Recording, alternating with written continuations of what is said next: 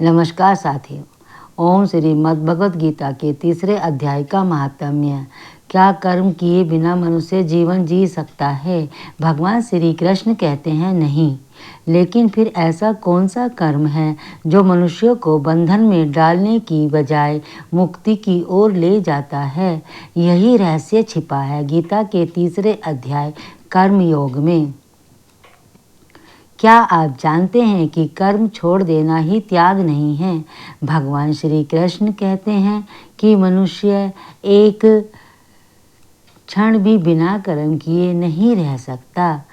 लेकिन ऐसा कौन सा कर्म है जो इंसान को बंधन में डालने की बजाय मुक्ति की ओर ले जाता है? गीता के तीसरे अध्याय में श्री कृष्ण ने इसी रहस्य को समझाया है। आइए जानते हैं कर्म योग का महात्म्य और इसके अद्भुत लाभ।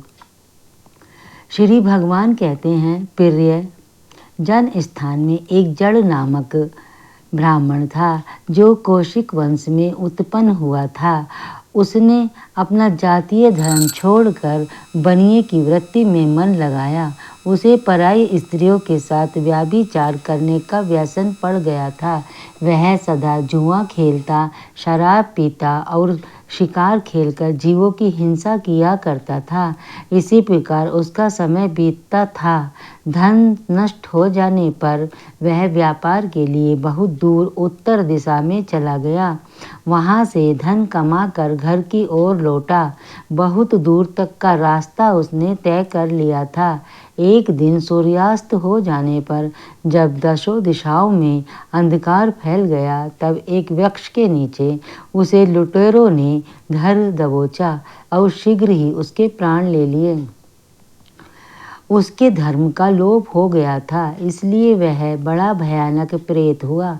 उसका पुत्र बड़ा ही धर्मात्मा और वेदों का विद्वान था। उसने अब तक पिता के लौट आने की राह देखी। जब वे नहीं आए तब उनका पता लगाने के लिए वह स्वयं भी घर छोड़कर चल दिया। वह प्रतिदिन खोज करता, मगर राहगीरों से पूछने पर भी उसे उनका कुछ समाचार नहीं मिलता था। तदंतर एक दिन एक मनुष्य से उसकी भेंट हुई जो उसके पिता का सहायक था। उसने सारा हाल जानकर उसने पिता की मृत्यु पर बहुत शोक किया। वह बड़ा बुद्धिमान था। बहुत कुछ सोच विचार कर पिता का पारलौकिक कर्म करने की इच्छा से आवश्यक सामग्री साथ ले उसने काशी जाने का विचार किया। मार्ग में 7-8 मुकाम डालकर वह 9वें दिन उसी वृक्ष के नीचे आ पहुंचा जहां उसके पिता मारे गए थे। उस स्थान पर उसने संध्या उपासना की और गीता के तीसरे अध्याय का पाठ किया। इसी समय आकाश में बड़ी भयानक आवाज हुई। उसने पिता को भयंकर आकार में देखा और फिर तुरंत ही अपने सामने आकाश में उसे एक सुंदर विमान दिखाई दिया जो तेज से व्याप्त था। उसमें अनेकों क्षुद्र घंटिकाएं लगी थी। उसके तेज से समस्त दिशाएं आलोकित हो रही थी। यह दृश्य देखकर उसके चित्र की व्याग्रता दूर हो गई। उसने विमान पर अपने पिता को दिव्य रूप में धारण किए हुए विराजमान देखा। उनके शरीर पर पीताम्बर शोभा पा रहा था और मुनिजन उनकी स्तुति कर रहे थे। उन्हें देखते ही पुत्र ने पिता को प्रणाम किया। तब पिता ने भी उसे आशीर्वाद दिया। तत्पश्चात उसने पिता से यह सारा वृत्तांत पूछा। उसके उत्तर में पिता ने सब बातें बताकर इस प्रकार कहना आरंभ किया, बेटा, देववश मेरे निकट गीता के तृतीय अध्याय का पाठ करके तुमने इस शरीर के द्वारा किए हुए दुष्ट कर्म बंधन से मुझे छुड़ा लिया है। पिता के यूं कहने पर पुत्र ने पूछा, तात मेरे हित का उपदेश दीजिए। कोई कार्य जो मेरे लिए करने योग्य हो वह बताइए। तब पिता ने कहा, अनग, तुम्हें यही कार्य फिर करना है। मैंने जो कर्म किए हैं वही मेरे भाई ने भी किए हैं। इससे वे घोर नरक में पड़े हैं। उनका भी तुम्हें उद्धार करना चाहिए और मेरे कुल के और भी जितने लोग नरक में पड़े हैं उन सब का भी तुम्हारे द्वारा उद्धार हो जाना चाहिए। यही मेरा मनोरथ है। बेटा, जिस साधन के द्वारा तुमने मुझे संकट से छुड़ाया है उसी का अनुष्ठान औरों के लिए भी उचित है। उसका अनुष्ठान करके उससे होने वाला पुण्य उन नारकी जीवों को संकल्प करके दे दो। इससे वे समस्त पूर्वज मेरी ही तरह यातना से मुक्त हो स्वल्प काल में ही श्री विष्णु के परम पद को प्राप्त हो जाएंगे। पिता का यह संदेश सुनकर पुत्र ने कहा, तात यदि ऐसी बात है तो आपकी भी ऐसी रुचि है तो मैं समस्त नारकी जीवों का नरक से उद्धार कर दूंगा। यह सुनकर उसके पिता बोले, बेटा एवमस्तु, तुम्हारा कल्याण हो, मेरा अत्यंत प्रिय कार्य संपन्न हो गया। इस प्रकार पुत्र को आश्वासन देकर उसके पिता भगवान विष्णु के परम धाम को चले गए। तत्पश्चात वह भी लौटकर जन स्थान में आया और परम सुंदर भगवान श्री कृष्ण के मंदिर में उनके समक्ष बैठकर पिता के आदेशानुसार गीता के 3 अध्याय का पाठ करने लगा। उसने नारकी जीवों का उद्धार करने की इच्छा से गीता पाठ जनित सारा पुण्य संकल्प करके दे दिया। इसी बीच में भगवान विष्णु के दूत यातना भोगने वाले नरक के जीवों को छुड़ाने के लिए यमराज के पास गए। यमराज ने नाना प्रकार के सत्कारों से उनका पूजन किया और कुशलता पूछी। वे बोले, धर्मराज, हम लोगों के लिए सब और आनंद ही आनंद है। इस प्रकार सत्कार करके पितृलोक के सम्राट परम बुद्धिमान यम ने विष्णु दूतों से यमलोक में आने का कारण पूछा। तब विष्णु दूतों ने कहा, यमराज, शेष सैया पर शयन करने वाले भगवान विष्णु ने हम लोगों को आपके पास कुछ संदेश देने के लिए भेजा है। भगवान हम लोगों के मुख से आपकी कुशल पूछते हैं और यह आज्ञा देते हैं कि आप नरक में पड़े हुए समस्त प्राणियों को छोड़ दें।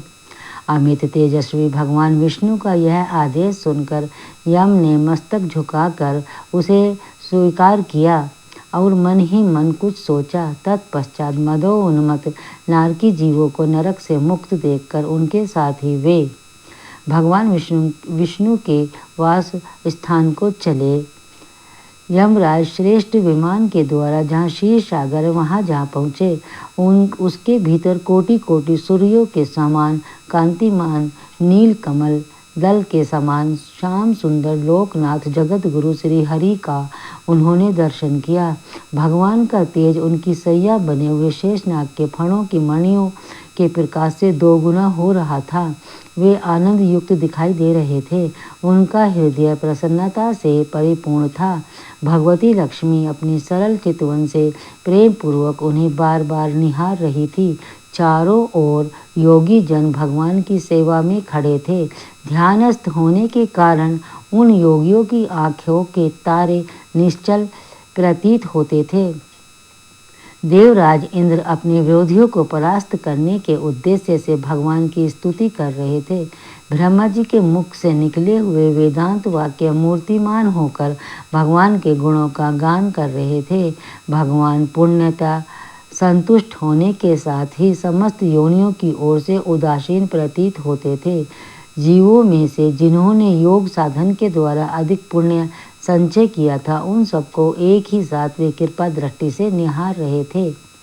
भगवान अपने स्वरूपभूत अखिल चराचर जगत को आनंदपूर्ण दृष्टि से आमोदित कर रहे थे। शेषनाग की प्रभा से उद्भाषित और सर्वत्र व्यापक दिव्य व्यग्र विग्रह धारण किए नीलकमल के सदृश श्याम वर्ण वाले श्री हरि ऐसे जान पड़ते थे मानो चांदनी से घिरा हुआ आकाश सुशोभित हो रहा हो। इस प्रकार भगवान की झांकी के दर्शन करके यमराज अपनी विशाल बुद्धि के द्वारा उनकी स्तुति करने लगे। यमराज बोले, संपूर्ण जगत का निर्माण करने वाले परमेश्वर, आपका अंतःकरण अत्यंत निर्मल है। आपके मुख से ही वेदों का प्रादुर्भाव हुआ है। आप ही विश्व स्वरूप और इसके विधायक ब्रह्मा हैं। आपको नमस्कार है। अपने बल और वेग के कारण जो अत्यंत दुर्धर्ष प्रतीत होते हैं ऐसे ज्ञानेंद्रों का अभिमान चूर्ण करने वाले भगवान विष्णु को नमस्कार है।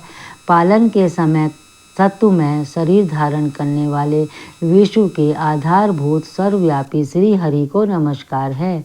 समस्त देहधारियों की पातक राशि को दूर करने वाले परमात्मा को परिणाम है। जिनके ललाट व्रती नेत्र के तनिक सा खुलने पर भी आग की लपटें निकलने लगती हैं, उन रुद्र रूपधारी आप परमेश्वर को नमस्कार है। आप समस्त विश्व के गुरु, आत्मा और महेश्वर हैं। अतः समस्त वैष्णव जनों को संकट से मुक्त करके उन पर अनुग्रह करते हैं। आप माया से विस्तार को प्राप्त हुए अखिल विश्व में व्याप्त होकर भी कभी माया अथवा उससे उत्पन्न होने वाले गुणों से मोहित नहीं होते। माया और माया जनित गुणों के बीच में स्थित होने पर भी आप पर उनमें से किसी का प्रभाव नहीं पड़ता। आपकी महिमा का अंत नहीं है, क्योंकि आप असीम हैं। फिर आप वाणी के विषय कैसे हो सकते हो? अतः मेरा मौन रहना ही उचित है। इस प्रकार स्तुति करके यमराज ने हाथ जोड़कर कहा, जगत गुरु, आपके आदेश से इन जीवों को गुण रहित होने पर भी मैंने छोड़ दिया है। अब मेरे योग्य और जो कार्य हो उसे बताइए। उनके यूँ कहने पर भगवान मधुसूदन मेघ के समान वाणी में अमृत वाणी बरसाते हुए बोले, धर्मराज, तुम सबके प्रति समान भाव रखते हुए लोगों का पाप से उद्धार कर रहे हो। तुम पर देहधारियों का भार रखकर मैं निश्चिंत हूँ। अतः तुम अपना काम करो और अपने लोक को लौट जाओ। यूँ कहकर भगवान अंतर्धान हो गए। यमराज भी अपनी पुरी को लौट आए। तब वह ब्राह्मण अपनी जाति के और समस्त नारकी जीवों का नरक से उद्धार करके स्वयं भी श्रेष्ठ विमान पर के द्वारा श्री विष्णु धाम को चला गए। मुख्य सिद्ध कर्म से भागना नहीं, कर्म के फल के मोह से मुक्त होना ही कर्म योग की सुंदर शिक्षा है। आप अपने जीवन में कौन सा ऐसा कर्म करते हैं जिसे आप भगवान श्री कृष्ण को समर्पित करना चाहते हैं? कमेंट में जय श्री कृष्ण लिखकर जरूर बताइए। ओम ओम ओम। इसी प्रकार की धार्मिक, रोचक, पौराणिक, प्रेरणादायक कहानियाँ, ऐतिहासिक कथा, कहानी, भजन सुनने के लिए तथा व्रत का विधि विधान सुनने के लिए हमारे चैनल को सब्सक्राइब करें, वीडियो को लाइक करें, शेयर करें। जय